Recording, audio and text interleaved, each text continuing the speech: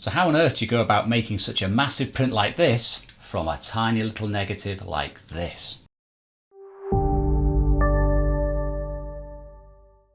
Well, the first thing you need to do is get yourself some good lenses and obviously a good camera to hold them. Now I am going to use my Nikon FE for this, and I'm going to use it with a number of prime lenses. Now, what film to take? Well, it probably won't come as a great surprise to many of you who've watched some of my recent videos that I have opted to do this print with Adox CMS-22, which is a very, very high resolution, incredibly sharp and grainless film, which I've found to be superb for big enlargements.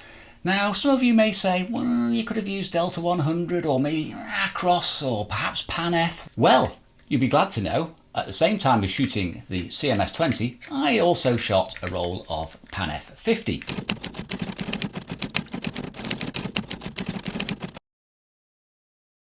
Now, location was important for me. As I've said before, I needed conditions which were just right. I did not want to go out on a bright sunny day because the CMS-20 is a little bit tricky in contrasty conditions. Now, I also wanted a location which had clean, good quality light. So on a dull day, I headed off to Liverpool. Well, Birkenhead actually, which is on the other side of the river from Liverpool, but it has a great view across the River Mersey to Liverpool. Having walked past the U-boat and had a quick nosy round that, I set up the cameras on a sturdy tripod and I proceeded to shoot with various different focal lengths, of which I'm not going to bore you with, but I preferred using the 200mm and focusing in on the liver buildings. Tried something with a wide angle lens at 28mm. Now, having shot the waterfront, I decided to move no more than say 50 yards or so. I went towards Hamilton Square Station, which is a Birkenhead station, and there's a beautiful old brick building there. Now, this structure caught my eye straight away. I snapped on the 135mm f3.5 Nikkor, an old AI lens, only got 4 elements, and I shot the structure, the building, with a few other buildings around it, shall we say, which aren't going to be a strong focus, but I focused in on the sign on the building about the electric trains, and I must say these came out the best of all the images I shot that day. So that's the image I'm going to work on.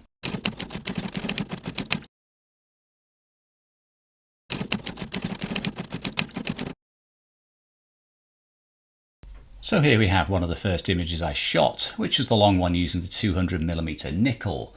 Now, on the left we have the Pan F50 and on the right we have the CMS-20. Now, something you'll notice straight away on the CMS-20 is a bit of a stain. I shall mention that later on in the video.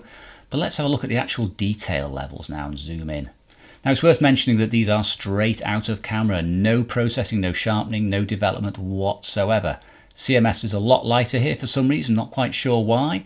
But look at the detail difference. Now, this is zoomed in fairly tight, but let's go in a little bit further and get in on that clock face. Just look at the sharpness on the CMS-20 here. A lot grainier on the Pan F shot. Now, moving on to a wide angle image I took here with the 28mm, a lot closer in terms of exposure. Now, if you have a look at the actual ship and go in on the detail level here, I think you can see straight away that the CMS-20 is really smooth and sharp. I mean, look at the detail it's resolving up here in the mast area with all the various wiring, whereas it's just a bit of a mush in the Pan F50. It's still a nice shot, and when you consider that the actual enlargement here is 100%, which is quite considerable. Getting a lot of detail out the Pan F, but it's nowhere near as smooth and as sharp, I would say, as the CMS-20. It's an absolutely remarkable result from the Adox film. I mean, let's have a look at the liver buildings over there. I mean, again, the Pan F50 is really breaking up now. You can make out windows and the actual liver birds, but on the CMS-20, it's incredibly clear. There's still virtually no grain in there whatsoever. Now, the image I'd really like to focus on here is the one I've made the big print from. So let's have a look at this very quickly. Worth mentioning here that I didn't use the +1 shot because there is a chemical stain on the +1 of the CMS-20, more of which later. But let's zoom in on the detail now of the brick on this beautiful building. Now, just look at the difference there. I mean, this CMS-20 is absolutely phenomenal. I can count every single brick. I can see every single bit of detail in the window. Up here at the top of the image, I can see fine detail on these little, look like little transmitters, or I don't know what they are actually, but they blur out completely on the Pan F50. And remember, it's the same lens, it's the same settings, but there's just no comparison between the two. Going on this building to the right, again, incredible sharpness. I can see all the mesh here on this plastic meshing around the scaffold. I can't actually see any meshing there. You wouldn't know it was there. Again, let's zoom in on a window on a building here, and I can see that the lettering BSR, I can't see anything there. It's actually failed to resolve it completely with the Pan F50. There's nothing there. And all these cables are pin sharp. There is detail everywhere. I can see all the clamps here holding this cable in place. There's virtually nothing there. You wouldn't realise it was the same thing. And look at the sky. Well, there's practically nothing in there. There's a tiny mottling pattern, which is probably largely down to the scanning with the Panasonic. But the resolution is phenomenal. So let's focus in now and make a detailed attempt at coming up with an image from this CMS20 negative to make the big print from. Quick round trip to Photoshop, and then I brought it back into Lightroom and I played about with clarity and a little bit of contrast and a little bit of a bit of highlight detail recovery. But just look at this detail level here. Just look at the sharpness of those bricks. Look at the sign itself. I mean, just look at the detail levels I'm getting right across the frame, these leaves. And don't forget, some of it will drop out of focus because it is a long lens and I was focused in on the building. But it's absolutely amazing levels of detail, terrific levels. Now I had to decide how I was going to get this printed out. Now I can't print an image this big, so I decided I was going to go for an image, a print size, which is 45 inches by 30 inches. Now natively, this scan is 9,785 by 6,523 pixels. But for a 45-inch print at 300 dots per inch, I need more than that. So I enlarged this in Photoshop just using the standard enlargement. And I took it up to a much bigger 13,500 pixels on the long edge. So 13,500 by 9,000 pixels at 300 dots per inch. Now, I'm a bit of a cheapskate and I don't want to spend £70–80 getting this printed by a professional printer, so I sent it to a very cheap service using Photobox. Now, Photobox are a good online photo processor. They do a good job, they're relatively cheap. So I exported it as a fine quality JPEG.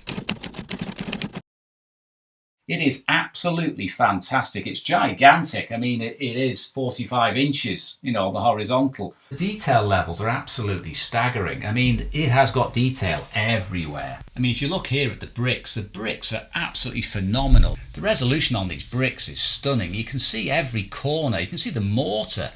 The thing is fantastic. I would be happy with this from medium format, from a 120 roll film camera. I'd be ecstatic if I got this from a medium format camera. So to get it from 35mm opens up a whole world of possibilities. Oh, it's also worth mentioning I had to go in the darkroom as well. Now I haven't got really big paper for the darkroom, so I couldn't challenge that one.